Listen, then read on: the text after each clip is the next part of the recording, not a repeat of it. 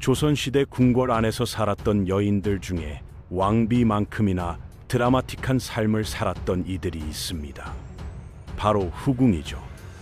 드라마에서는 화려한 옷을 입고 왕의 사랑을 받으며 권력 다툼을 벌이는 모습으로 그려지는데요. 실제로는 어땠을까요? 신데렐라처럼 하루아침에 인생 역전을 이룬 꽃길 인생이었을까요? 아니면 생각보다 훨씬 빡센 삶이었을까요? 조선시대 후궁의 삶, 지금 시작합니다. 조선시대 후궁이라고 하면 보통 장희빈 같은 인물들을 떠올리게 되는데요. 왕의 눈에 들어 하룻밤을 보내고 그 후 화려한 후궁 생활을 시작했을 거라는 상상을 하게 되죠. 하지만 실제 역사 속 후궁들의 삶은 우리가 드라마에서 보는 것과는 상당히 달랐습니다. 오히려 왕비 못지않게 바쁘고 제약이 많은 삶이었거든요. 오늘은 조선시대 후궁들의 진짜 삶에 대한 이야기입니다. 그들은 어떻게 후궁이 되었고 궁에서 어떤 일을 했으며 왕이 세상을 떠난 후에는 어떻게 살았는지 자세히 알아보겠습니다. 조선시대에는 대략 175명의 후궁이 있었다고 합니다. 생각보다 많지 않죠? 조선이 500년 넘게 이어진 걸 생각하면 왕 한 명당 평균 6.4명 정도였던 거예요. 이들 후궁은 크게 두 부류로 나뉘었는데요. 간택 후궁과 승은 후궁이었습니다. 간택 후궁은 말 그대로 정식으로 선발된 후궁이었어요. 세자빈을 뽑을 때처럼 선발 기구를 설치하고 금혼령을 내린 후 명문 사대부 가문들에게 단자를 올리게 했죠.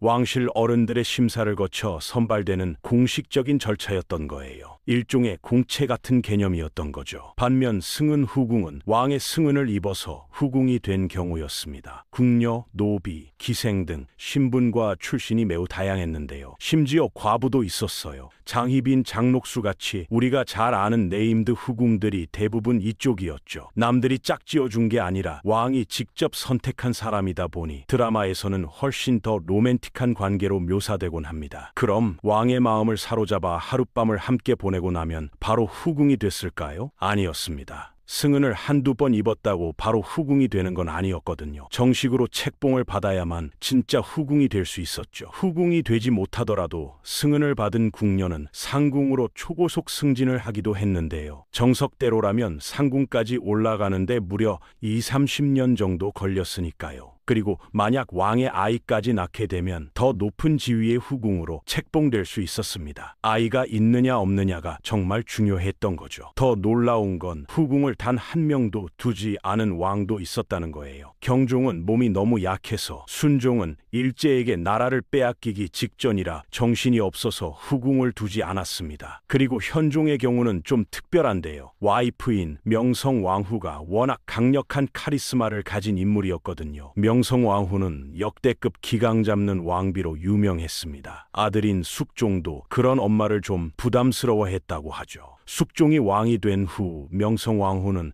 나랏일까지 간섭하기 시작했는데요. 아들의 왕권에 위협이 될 만한 사람은 모함을 해서라도 끌어내렸고, 당시 숙종과 썸을 타던 장희빈도 마음에 안 든다면서 궁 밖으로 내쫓아버렸죠. 드라마에서는 후궁들이 화려하게 꾸미고 왕비와 맞먹는 권력을 휘두르는 것처럼 나오는데요. 현실은 완전히 달랐습니다. 왕비의 파워가 거의 넘사벽이었던 조선시대에서 후궁은 왕비에게 바짝 엎드려야 하는 존재였거든요. 왕비는 궁 안팎의 모든 여인들을 통솔하는 내외 명부의 최고 권력자였습니다. 후궁이 궁에서 별탈 없이 무난히 살아남기 위해서는 왕비의 비위를 맞추며 조심스럽게 처신해야 했죠. 후궁이 왕비보다 화려하게 꾸미는 건 절대 있을 수 없는 일이었어요. 그렇다면 후궁들은 하루 종일 뭘 했을까요? 탱자탱자 놀았을까요? 아니었습니다. 후궁도 왕비처럼 공부도 하고 일도 빡세게 해야 했는데요. 직급별로 업무가 달랐습니다. 정 1품에서 2품 후궁은 예절 공부를 하는 정도였다면 정 3품 후궁은 제사 준비와 손님을 맞이하는 일을 했어요. 정 4품은 왕이 지내는 전각을 관리하는 업무에 명주실로 옷감을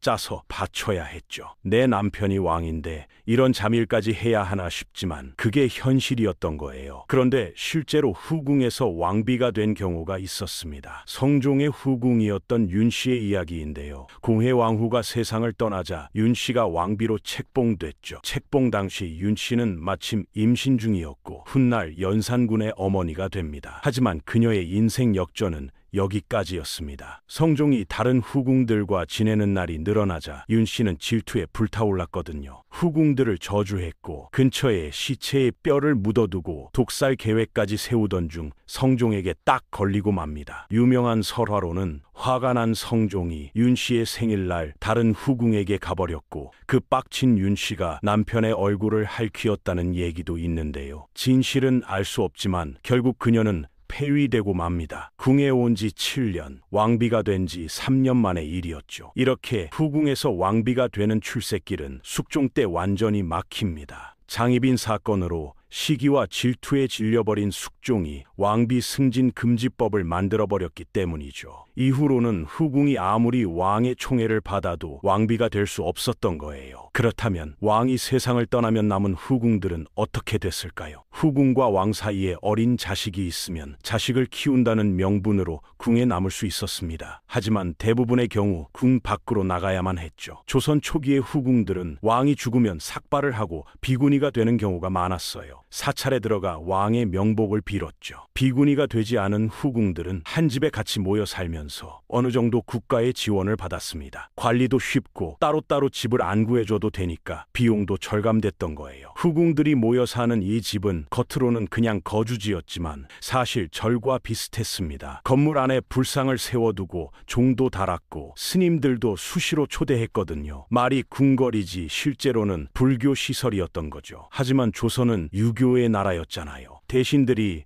저 불교 냄새 나는 곳 좀 없애라고 난리를 쳤습니다. 현종 때부터는 후궁들의 기숙사가 싹 다 없어지고 후궁들은 친정으로 돌아가서 자식, 손자들과 함께 지냈다고 해요. 개인적으로 후궁의 삶을 보기 전까지만 해도 화려하고 권력도 있는 삶이었을 거라는 생각을 하기도 했지만 실제로는 왕비 못지않게 제약이 많고 빡센 삶이었다는 걸 보니 조선시대의 궁궐 안 여인들의 삶이 다 쉽지 않았다는 생각이 들기도 하네요. 드라마에서 보는 화려함 뒤에는 엄격한 규율과 위계 질서가 있었던 거죠. 앞으로 사극에서 후궁이 나오면 오늘 본 내용이 생각날 것 같은데요. 오늘은 조선시대 후궁의 진짜 삶에 대한 이야기였습니다.